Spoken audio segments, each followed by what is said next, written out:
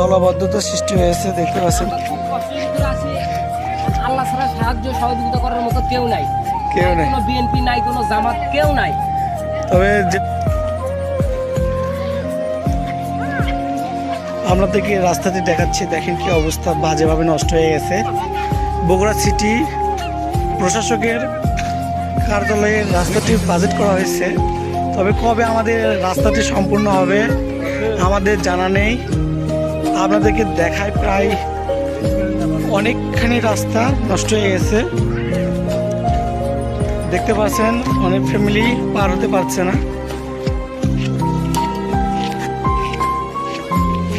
খুব বাজেভাবে রাস্তাতে এখানে প্রায় 3-4টি গাড়ি নষ্ট হয়ে গেছে, প্যাতে ভেঙে গেছে। যেটা বগুড়া জেলা সিটি কর্পোরেশনের যিনি মহোদয় রয়েছেন তার দৃষ্টি আকর্ষণ করছি, এই রাস্তাটি অবিলম্বে ঠিক করা হোক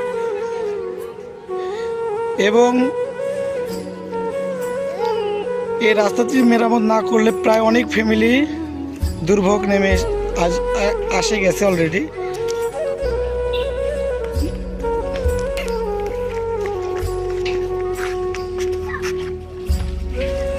জলাবদ্ধতা সৃষ্টি হয়েছে দেখতে পাচ্ছেন। আল্লাহ ছাড়া সাহায্য সহযোগিতা করার মতো কেউ নাই, কেউ নেই, কোনো বিএনপি নাই, কোনো জামাত কেউ নাই।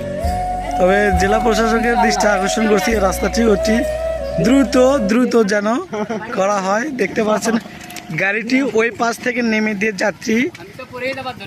যাত্রী একা পায়ে হেঁটে আসতেছে দেখতে পাচ্ছেন।